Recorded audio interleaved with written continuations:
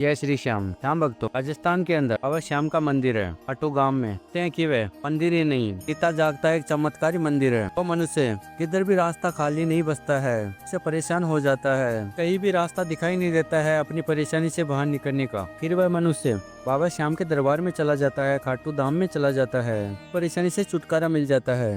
कहते हैं कि जो भगत बाबा श्याम के दरबार में जाते हैं, उसके भाग्य में कितना भी दुख क्यों न है, वह भी बाबा श्याम की कृपा से प्राप्त हो जाता है। ये हमारे श्री कृष्ण जी से हमारे बाबा श्याम को ये वरदान मिला है, जो तेरे दर पर सर झुका देगा वो मेरा लिखा हुआ भी बदल जाएगा। बात बिल्कुल सत्य है, ऐसा हो रहा है। तो मनुष्य बाबा श्याम के दरबार में जाता है, बाबा श्याम उसके जीवन में करते हैं चमत्कार और मनुष्य की परेशानियों का करते हैं नाश। हम दरबार में नहीं जा पा रहे हैं बाबा श्याम के, अगर हम सच्चे मन से अपने घर पर बैठकर बाबा श्याम का नाम जप कर लेते हैं, जय श्री श्याम जय श्री श्याम जय श्री श्याम, इतना ही करना है। बाबा श्याम की प्रतिमा लेकर हमारे घर में बाबा श्याम की पूजा करनी चाहिए। बाबा श्याम की पूजा करें, बाबा श्याम की कृपा उस घर पे बहुत जल्द बन जाती है। फिर उस घर में तो भी नकारात्मक ऊर्जा है, बाबा श्याम की कृपा से नकारात्मक ऊर्जा उस घर को छोड़ के भाग जाती है। इस घर में बाबा श्याम की पूजा होती है। बाबा श्याम इस दिन अनेकों चमत्कार कर रहा है। ऐसी एक सच्चे भगत की सच्ची कहानी बाबा श्याम की महिमा सभी श्याम भक्तों के लिए हम लेकर आए हैं। कहते हैं कि जो बाबा श्याम की महिमा सुनता है, बाबा श्याम की कृपा उस मनुष्य पे बनी हुई रहती है। अब इस बाबा श्याम की महिमा को पूरा अवश्य सुनना, ताकि आपको भी पता चले बाबा श्याम की पूजा पाठ से कितने लोगों के दुख बाबा श्याम की कृपा से दूर हो रहे हैं। तो इस बाबा श्याम की महिमा को पूरा अवश्य देखना। ये जो सत्य कहानी है सुप्रिया जी की है। सुप्रिया जी कहते हैं कि अपने जीवन में कभी भी सुख नहीं देखा है, तो मायके में देखा है ना ससुराल में देखा है। जब से मैं बाबा श्याम की पूजा कर रही हूँ, बाबा श्याम का नाम जप कर रही हूँ, बाबा श्याम की कृपा से मेरा जीवन बहुत अच्छा चल रहा है। और जिस भी इच्छा की कामना करती हूँ, वह इच्छा बाबा श्याम मेरा भी करता है। मेरे जीवन में पहले बहुत दुख था, इतनी परेशानियां थी, परेशानी हटती थी, दूसरी आ जाती थी। यही अनुभव सभी श्याम भक्तों को इस चैनल के माध्यम से मैं सुनाने जा रही हूँ। ये सुप्रिया जी कहते हैं, मेरे पापा का देहांत बचपन में ही हो गया था। घर में एक छोटा भाई है, मेरी माँ है, एक दादी है। मेरी माँ स्कूल में खाना पकाकर हम लोगों को पाल पोस के बड़ा किया। फिर उसी स्कूल में मेरे को भी वहाँ पर नौकरी मिल गई, मैं भी वहाँ पर बच्चों को पढ़ाती थी। आगे सुप्रिया जी कहते हैं, फिर मेरी मम्मी ने मेरी शादी फिक्स कर दी। मेरी मम्मी के अचानक पेट में दर्द होने लग गया था, तो मेरी मम्मी को हम डॉक्टर के पास में लेकर गए। तब डॉक्टर ने पथरी बता दिया था पेट में, बोला कि आपकी माँ के पेट में पथरी है। आगे सुप्रिया जी कहते हैं, उसके कुछ दिन बाद मम्मी का ऑपरेशन भी करवा दिया पथरी का। फिर शादी वाले का फोन आने लग गया। मेरी माँ ने कहा कि बेटा, जो हमने रिश्ता फिक्स किया है शादी करने के लिए फोन कर रहे हैं, अब बहुत जल्दी कर रहे हैं, अब तुम बताओ मैं क्या करूं, नहीं तो वह अब आगे इंतजार नहीं कर सकते हैं। ऐसा मेरी माँ ने कहा मेरे से। आगे सुप्रिया जी कहते हैं, फिर मैंने कहा कि माँ तुम शादी के लिए मना कर दो, अभी हमारे पास में पैसा भी नहीं है और अभी मेरा भाई भी छोटा है, वह बड़ा होता कैसे तैसे करके पैसा लेकर आता किधर से, पर अभी हमारे पास पैसे भी नहीं है।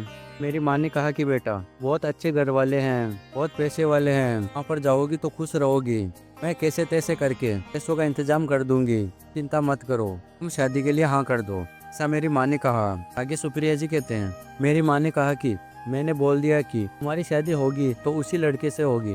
अब मेरे समझ में नहीं आ रहा था कि मैं क्या करूं। माँ है जो जिद्दी पे अड़ गई थी। मेरे मन में यही ख्याल आता था कि अभी तो मैं हूँ, मैं स्कूल में पढ़ा कर इस घर का खर्च चला रही हूँ, फिर मैं चली जाऊंगी, मेरी दादी का, मेरे भाई का और मेरी माँ का क्या होगा, के पास में पैसा कहाँ से आएगा, ये मैं सोचती थी, काफी परेशान होती थी। तब मेरी सहेली ने कहा कि आज टेंशन में लग रही हो, बात है तुम मेरे को बोलो। तब मैंने अपनी सहेली को मेरी जो भी परेशानी है मैंने सहेली को बोली, मेरी माँ जिद कर रही है शादी के लिए, और तुम बोलो मैं क्या करूं, हमारे पास पैसे हैं नहीं। आगे मेरी सहेली ने कहा कि क्यों चिंता करती हो, मैं बाबा श्याम की पूजा करती हूँ, बाबा श्याम मेरा सभी कार्य करता है, जिस भी कार्य के बारे में मैं सोचती हूँ वह कार्य बाबा श्याम मेरा करता है। तुम भी बाबा श्याम की पूजा करो, उनका नाम जप करो और एकादशी का व्रत रखो, बाबा श्याम की कृपा तुम्हारे पे अवश्य होगी। देखना जो भी तेरे संकट है वह समाप्त हो जाएंगे। बाबा श्याम तो हारे का सहारा है और तुम लोगों का सहारा कोई नहीं है, तुम्हारा बाबा श्याम अवश्य सहारा बनेगा, तुम चिंता मत करो, बाबा श्याम पे विश्वास करना, शादी के लिए हाँ कर दो, ऐसा मेरी सहेली ने कहा। फिर मैं अगले ही दिन से बाबा श्याम की पूजा करना मैंने शुरू कर दिया।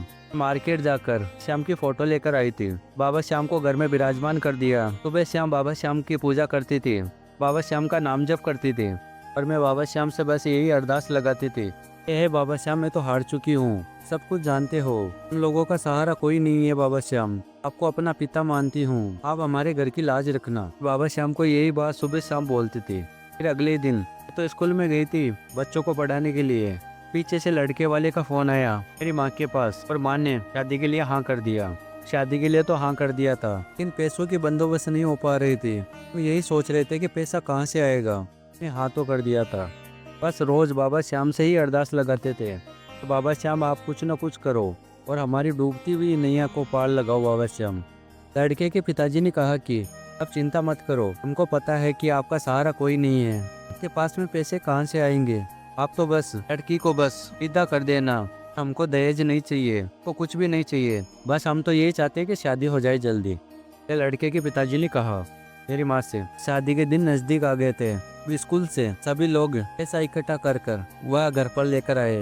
तब मेरी माँ ने कहा कि पैसा हमको क्यों दे रहे हो। उन्होंने कहा कि हम कन्यादान कर रहे हैं, हम अपनी इच्छा से दे रहे हैं, तो रख लीजिए। आगे सुप्रिया जी कहते हैं उन लोगों ने 1.5 लाख रुपए दिए मेरी माँ को शादी के लिए। फिर मेरी शादी हो गई बाबा श्याम की कृपा से। पर मैं जब ससुराल में आई, मैं काम में इतनी व्यस्त हो गई थी, बाबा श्याम को भूल चुकी थी। ना तो मैं बाबा श्याम का नाम जप करती थी, बाबा श्याम की पूजा करती थी। बस पूरे दिन भर काम ही काम, यही चलता रहता था मेरे जीवन में। और जब से मैं शादी करके आई हूँ घर पर, जब से मेरे और मेरे पति के बीच लड़ाई झगड़ा ही रहता था। अभी भी सुकून नहीं मिलता था घर पर। जब मेरी लड़ाई होती थी तो मेरे पति कहते थे क्या लेकर आई हो तुम, इसका ही मेरे को ताना मारते थे। और मेरी सास भी इसी बात का ताना मारती थी, तुम कुछ भी नहीं लेकर आई हो। समझ में नहीं आ रहा था कि क्या करूं। और जब मैं लड़ाई झगड़े के बारे में अपनी माँ को बताती थी, मेरी माँ कहती थी बेटा तुम यहाँ पर आ जाओ, हम नमक रोटी खाकर हम अपना पेट भर लेंगे, पर तुम यहाँ पर आ जाओ। एक ही बात सोचती थी, कैसे तैसे करके तो गाँव वालों ने पैसा इकट्ठा करके ये शादी करवाई है,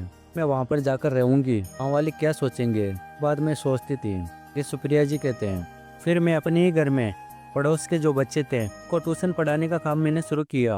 मैं अपने ससुराल में जो को ट्यूशन पढ़ाती थी, एक दिन में बच्चों को ट्यूशन पढ़ा रही थी, तब एक बच्चे की माँ आई। उसने कहा कि आप क्या कर रहे हो। तब मैंने कहा कि कुछ नहीं कर रही हूँ। और उस बच्चे की माँ ने कहा कि 1 हफ्ते के लिए बच्चे को नहीं भेजूंगी ट्यूशन। तब मैंने कहा कि क्यों नहीं भेजोगे, क्या हुआ। तब उसने कहा कि हम 1 हफ्ते के लिए खाटू धाम में जा रहे हैं बाबा श्याम के दर्शन करने के लिए। फिर मेरे को समझ में आया मैं बाबा श्याम को भूल चुकी हूँ, इतना काम में व्यस्त हो गई थी, मैं बाबा श्याम को भूल गई हूँ, तो मेरे जीवन में दुख आएंगे ही। यही मैं सोचने लग गई थी, जिन्हें मैं अपना पिता मानती थी। इस घर में आकर मैं बाबा श्याम को कब भूल गई ये मेरे को पता नहीं है। आगे सुप्रिया जी कहते हैं अगले ही दिन से नाम जप शुरू कर दिया। लोग भगवान पर विश्वास नहीं करते थे, लेकिन मैं उनका नाम जप ही करती थी, कि पूजा नहीं करती थी। मैं सुबह शाम बाबा श्याम का नाम जप करती थी। तो धीरे धीरे करके जब का प्रभाव ऐसा हुआ, घर का माहौल चेंज होने लग गया। पति मेरे से प्यार से फेस आने लग गए, सास भी प्यार से फेस आने लग गई। वह श्याम ने 1 महीने में मेरे जीवन में ऐसा चमत्कार किया। सभी लोग मेरे को प्यार करने लग गए, मेरी बात सुनते नहीं थे, मेरी बात सुनने लग गए। वह श्याम ने मेरे जीवन में ऐसा किया चमत्कार। आज बाबा श्याम की कृपा से आज मेरी सभी लोग बात सुनते हैं। आज मैं जो भी बात करती हूँ वह मेरी बात सुनते हैं। मेरी सास, ससुर और मेरे पति भी मेरी बात से सहमत होते हैं। बाबा श्याम की ही कृपा है। कि मैंने सोचा नहीं था कि बाबा श्याम की कृपा मेरे पे इतनी जल्दी वापस हो जाएगी, और बाबा श्याम ने मेरे को क्षमा कर दिया है। मैं सभी श्याम भक्तों को बस इस चैनल के माध्यम से बस यही कहना चाहती हूँ कि आपकी कितनी भी बड़ी परेशानी क्यों ना है, आप नाम जप करिए बाबा श्याम का, और बाबा श्याम पे विश्वास बना के रखिए। देखना कि आपके भी जो भी परेशानी है, जो भी संकट है, वह समाप्त हो जाएगा बाबा श्याम की कृपा से। तो श्याम प्रेमियों, आज हमने सुनाया सुप्रिया जी की सत्य कहानी। यदि बाबा श्याम की महिमा आपको अच्छी लगी है तो इसे लाइक कर देना। अगर आप नहीं आए हो इस चैनल पे तो इस चैनल को सब्सक्राइब करके और भी श्याम भक्तों के साथ में इस बाबा श्याम की महिमा को शेयर करना। श्याम भक्तों, मिलते हैं अगली वीडियो में। बाबा श्याम की कृपा आपके ऊपर और आपके परिवार के ऊपर हमेशा के लिए बनी रहे। जय श्री श्याम। बोलिए हरि के सहारे की जय।